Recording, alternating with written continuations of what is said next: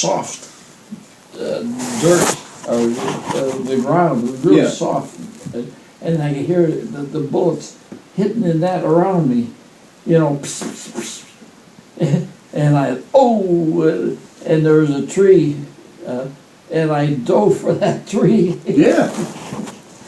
But and they somehow they whoever was shooting, they got him. Yeah, you start, you know, all of a sudden it dawns on Whoa, you it's that, real. you know what? These people.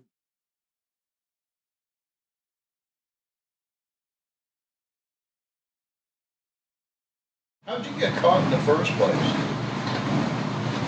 How'd you get captured? That's a crazy story. I'm writing it up right now. Oh, really? Yeah, I'm writing up a story of just how I got captured. It is a crazy story.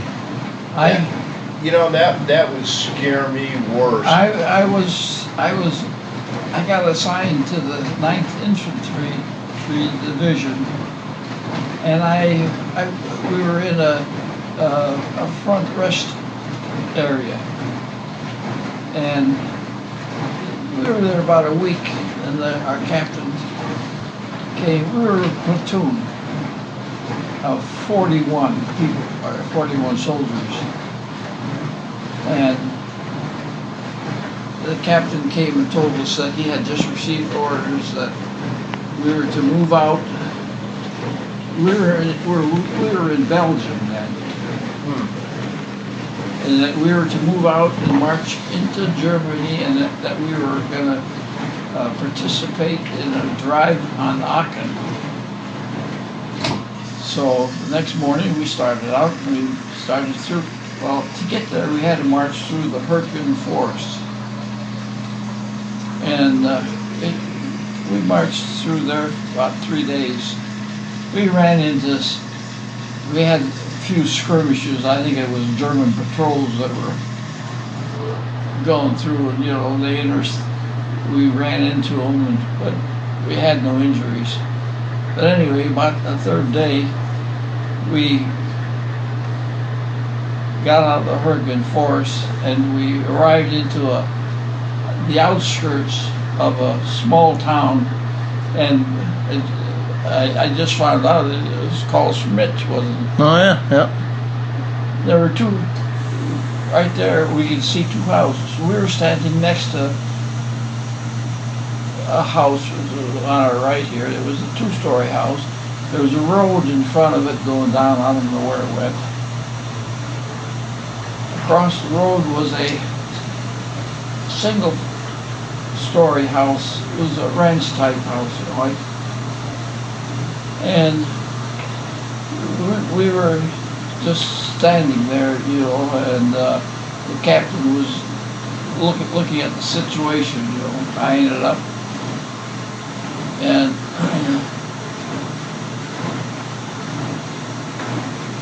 then he says to the BAR man, his ammunition carrier, me, 2 other guys,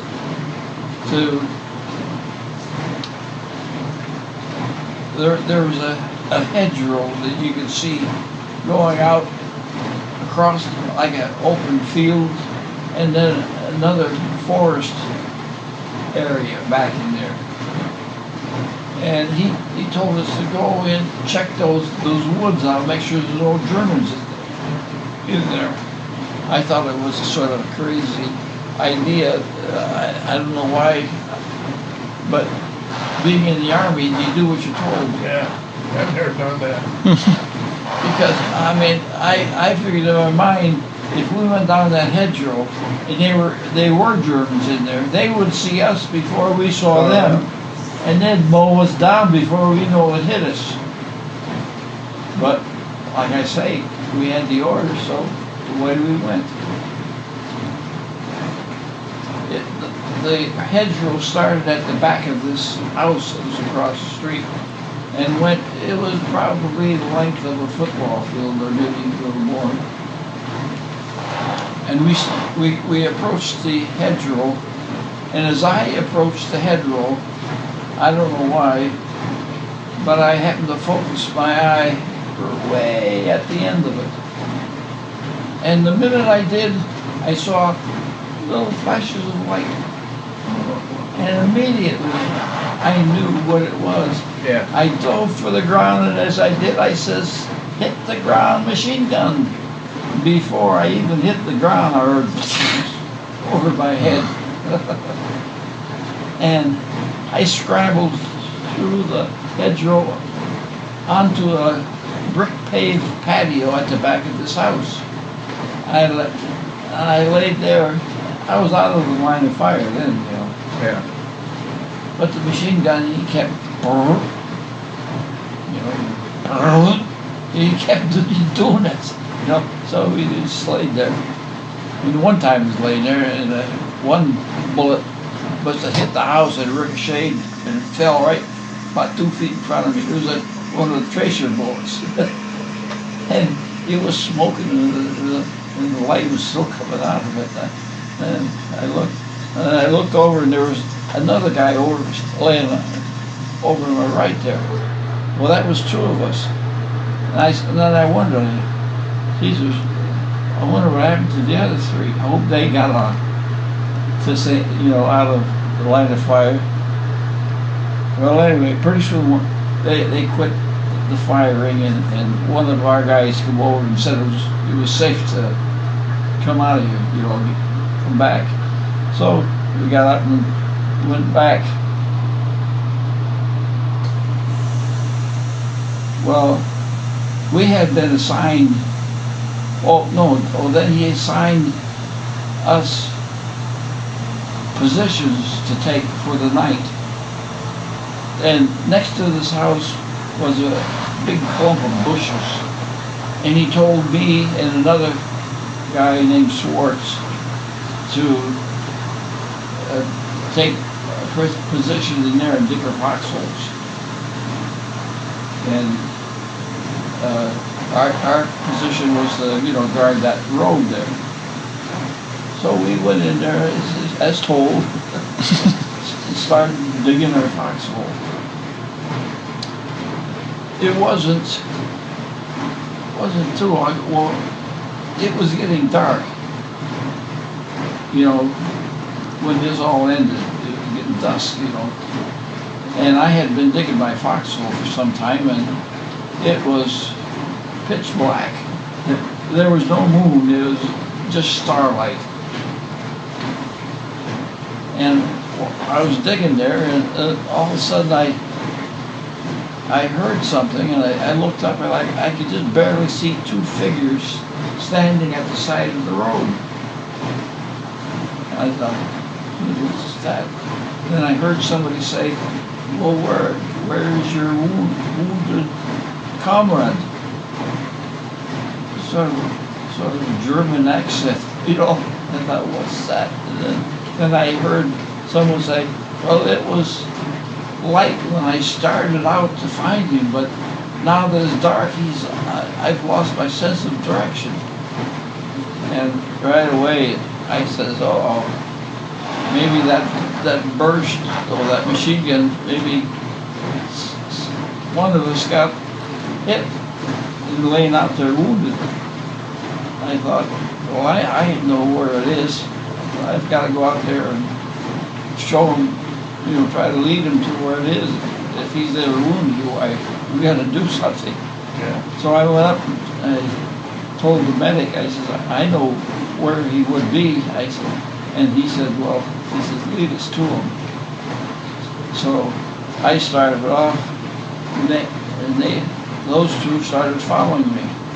And the German, by that time I determined it was a German. He had intercepted our medic and offered to help him find our wounded comrade. And he was yelling, Nick Sheeshan, which means don't shoot, you know. I guess there must have been Germans around there somewhere. And our medic was yelling at our guys, you know, don't shoot, you know, to let them know that it was him. So I led him over to where I first saw the machine gun, you know, and we found this, it was the BAR man. His name was Balduino. He got hit with that first blast, and he was dead. So the medic had a blanket, and we put him in a blanket, and the three of us, the German, the medic, and I, carried him back up to the front of the house.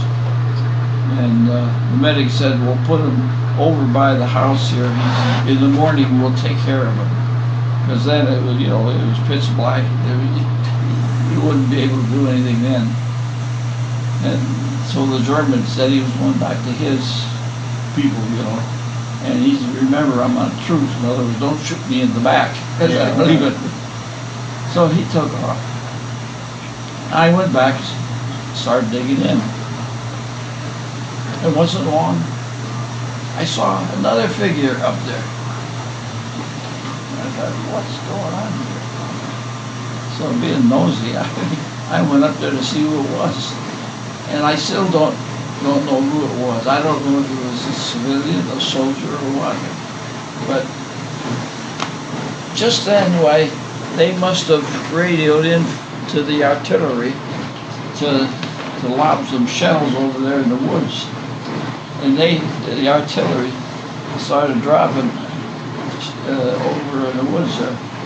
And one came in, and it was too close, and we both hit the ground. And those two of us we were laying there on the ground together. And like I say, I didn't know who he was. But he started telling me, well, he was, you know, German.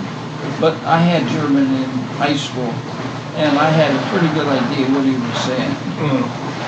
He was telling me that they were going to attack us in the morning.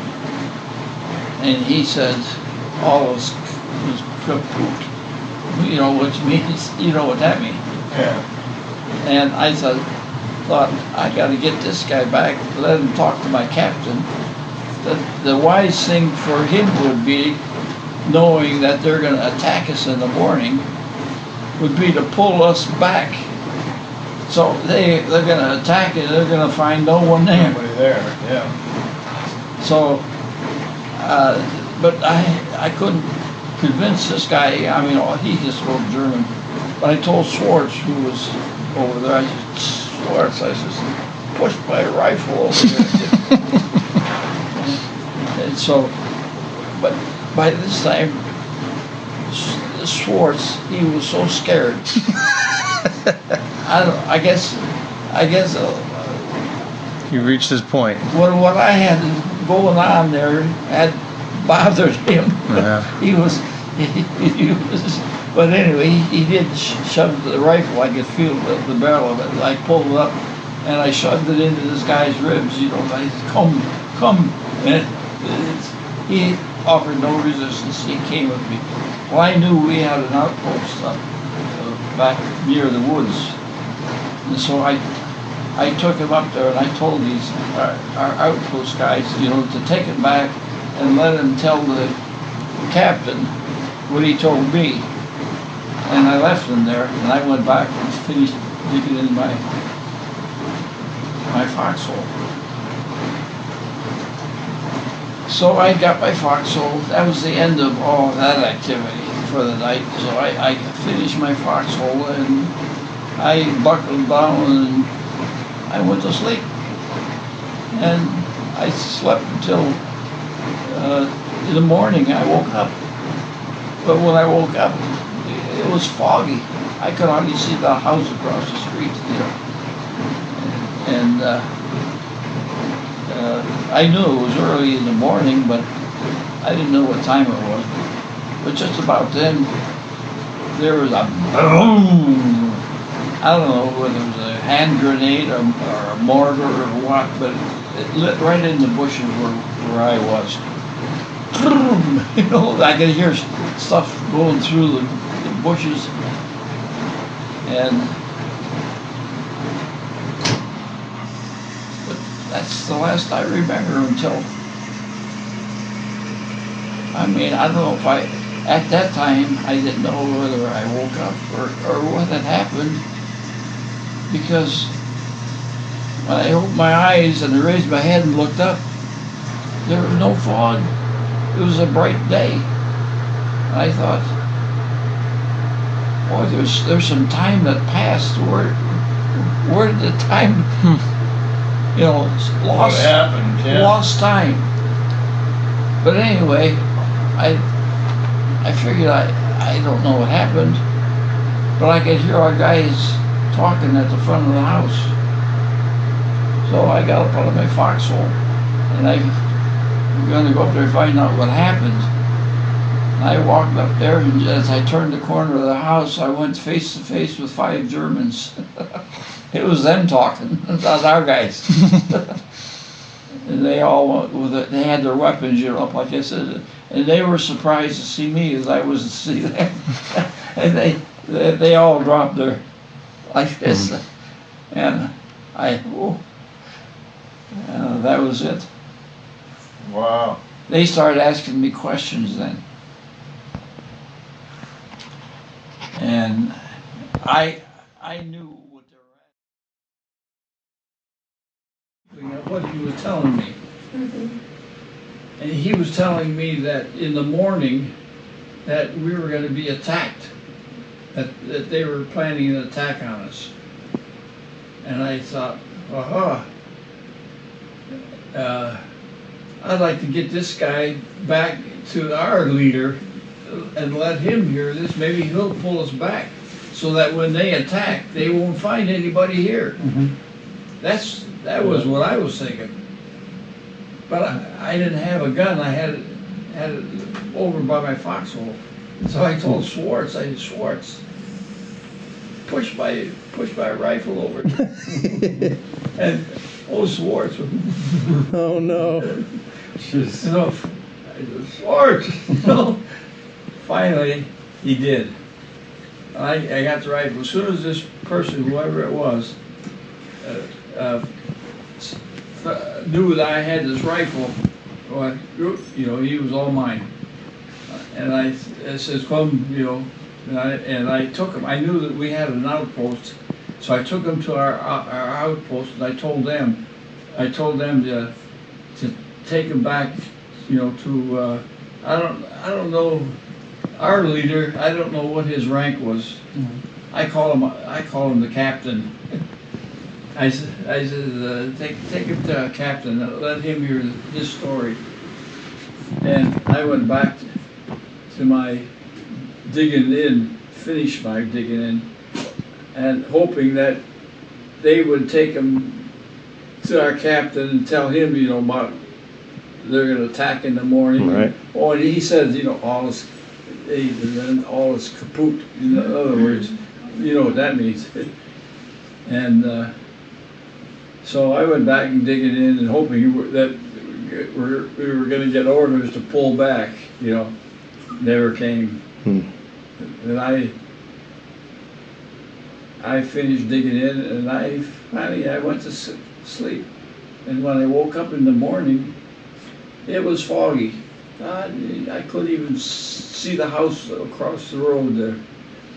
And then there was a big boom, and I could hear shrapnel tearing through the. I was in a big clump of bushes where I was digging in there, and this explosion went, and then for some reason I don't know. I don't remember anything after that, because that's when the guardian angel blanked me out and completely immobilized me.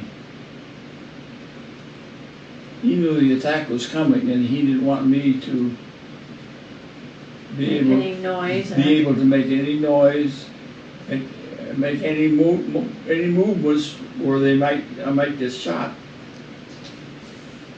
Because when I woke up, there was no fog. It was a bright day. And I was thinking to myself, then though, what the heck, a lot of time must have passed. What was I doing? Was I sleeping? I couldn't figure it out. But then I heard somebody talking, and I thought, well, I can hear our guys that they're up at the front of the house, you know, they're talking. I'm gonna go up and find out, you know, what happened. And I walked up there and I turned the corner of the house. That's when I turned it face to face with 5 Germans. Oh my God. And they were all had their guns like this, and they all went. I'm standing there with 5 guns pointing at me. Then they started asking me questions. And I kept saying, Nick Verstay, Nick Verstay. You know, don't understand. Then their leader came over. I don't know what. I thought I saw SS on his thing here. You know, he was an SS officer. And he started asking me questions. Well, none of them could speak English. They were all speaking German.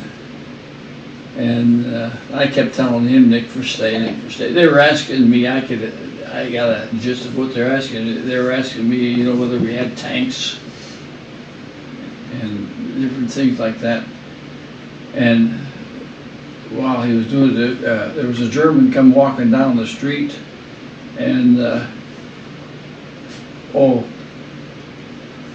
he called him to come over, and so this German came walking over, and he told him to take me somewhere. And that's when he took my helmet off, and he threw it over there, and I hadn't been looking over at that, but I looked over there, and there was a big pile of helmets, and I thought, where did that come from? Well, anyway, this guy led me down the street, and we started walking down the street. We didn't go too far, and over at the left there was a house, and it looked like there was a lot of activity at it, and I assumed it was one of their command centers. And then we got to the house and we went in, and the first thing I saw a German. He was on, it looked like a bicycle frame, and he was pumping away, and I assumed that he was pumping a generator, generating electricity for the radio. And we were standing next to a closed door, and he knocked on it, and the door opened, and there was only one German was in the room there, and he motioned for me to come in, and I came in, and he shut the door behind it. Then he told me to sit down on the floor against the wall, and he pulls out his belt. That was a big white belt, you know, and he folded it in half, and he stood over me. He started asking me questions, and I looked at him, and I said, aren't you the one that helped us carry our wounded comrade, or our dead comrade back? He said, yes. He said, are you the one that led us to him? And I says, yes. He said, get up. He put his hand out, and I grabbed it, and he helped me up. He led me over to the table. There were 2 chairs there, and he sat down. I sat down, and he said, you hungry? And yeah. And he took out some bread, and he took out some, it was like spreadable sausage, and he spread the sausage down there, and he gave it to me, poured me a cup of coffee.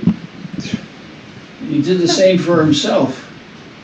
Then we sat there eating and drinking, and didn't say anything until we finished, and then he started asking me questions, and it was about how we treated our German prisoners of war.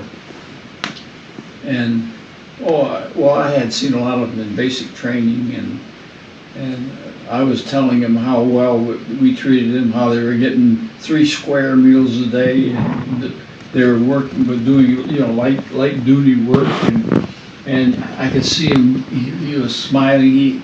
It's all right. It's okay. All right. Sorry. Oh, She was talking right in your- outside. was talking outside on the phone. Oh, and that he was real satisfied with what I told him. And we must have talked for about an hour. And then he said, your driver is here. I called somebody to take you. He said, he's here now, you gotta leave. And I says, oh, okay. And we said goodbye to each other. Like we became good friends. In the middle of this big war. Yeah. And then, so I went out and there was a young German soldier, and he led me over to, it was the equivalent of a German Jeep. And he got in the driver's seat and I got in the seat next to him, and we headed down this highway into, see, like we were on the outskirts of this town. So we headed into town, and the houses began to appear, and then we came to it was a large building, and it looked like a warehouse, and we stopped in front of it. He took me inside, and we went up some stairs, and there was a long hallway. We went down, and I could see there was Germans, like a standing guard there next to a closed door. And we got to the door, and he knocked on the door, and the door, well, he opened the door and told me to go in. I went in, and there 40 of these guys said, Kenny! He said, how are you? We thought they got you. I started telling them the story. And they were, oh. Then they said, how'd you get here? And I said, well, they drove me here. Oh, we walked. Of course. And then about 2 or 3 weeks later, of course we were captured then, but there was this soldier that was captured in that same area, and he was telling me where this German who spoke very good English surrendered with 150 other Germans. And I says, that's the same guy. Yeah. My friend. Yeah. Wow. Instrumental in the capture of Germans. Yeah. It's pretty amazing.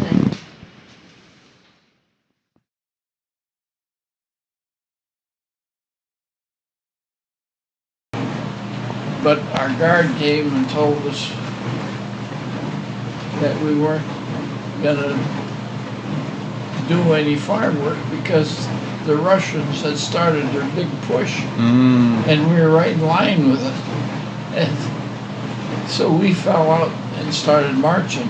Oh man. That's when we started marching inland Germany, you know. So from the Polish border back inland. And we marched all the way up like past Stettin, you know, which is just left of Berlin. We marched halfway across Germany, you know. That's in January. That was a bad winter. Yeah, and we ended up 20 kilometers south of Rostock on the Baltic. That's where we ended up. Yikes. And that's the place that they put you in another one and then they abandoned you? Or just left? Or? No, that's, well, we were in there, we spent some time there. We were doing, cutting trees down and cutting them into meter lengths and making meters. That was a meter wide and a meter. But we were there for a while until the Russians started moving, and of course, all the military and the German population started moving towards the American line because the Americans had stopped. They stopped their push, and they were letting the Russians come up. And so the Germans, they didn't want to, especially the military, they didn't want to get captured by the Russians. And so they were headed for the American lines. They knew they'd be safe there. Right. And then, I don't know, where we were staying, why we could see the motion, you know, I mean the movement of the people, you know. We know something was happening and all. Then this one day, why the guy that was in charge of us, he came and said, well, we were moving out, that we had a 3-day march to the American lines and then we would be free. And we started marching, and we marched for, it was 2.5 days, and then we were going to put up,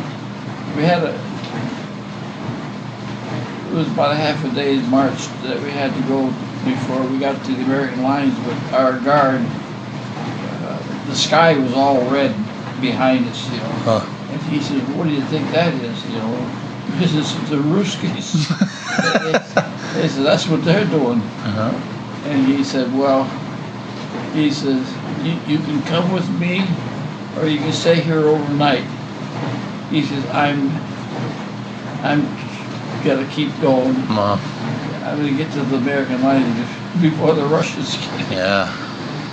And so we said goodbye, and he took off, left us there. We were free then, Yeah. you know, but we had a half a day's march before we got to the American lines. So we went there was a barn there, you know. So we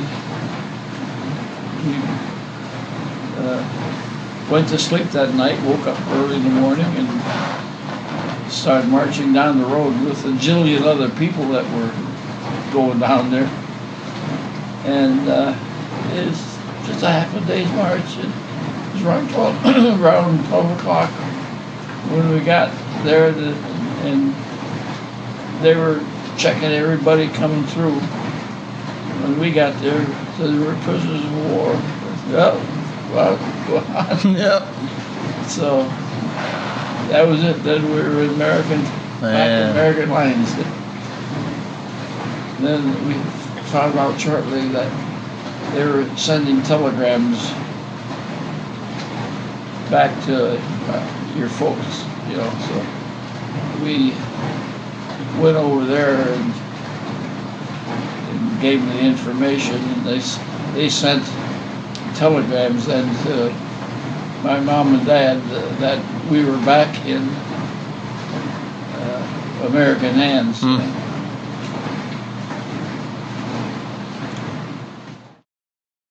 Guy that was captured right in that area, and he was telling me that some German that spoke, you know, pretty good English had surrendered with 150 other Germans.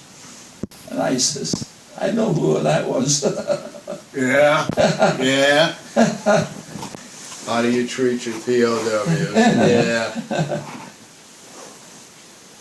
So that's what I'm writing up.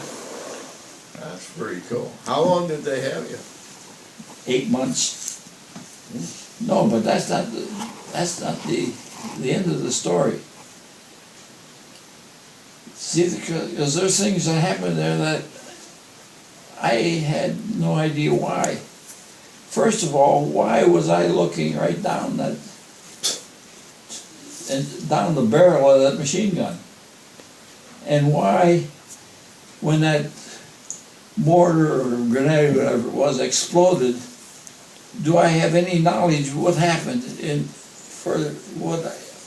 There must have been a lot of time that passed, because I was 20 feet from where all the activity happened when they had to round up all 40 others of my platoon. If I'd have picked my head up, I could have seen everything that went on. Why didn't I? The answer was 63 years later.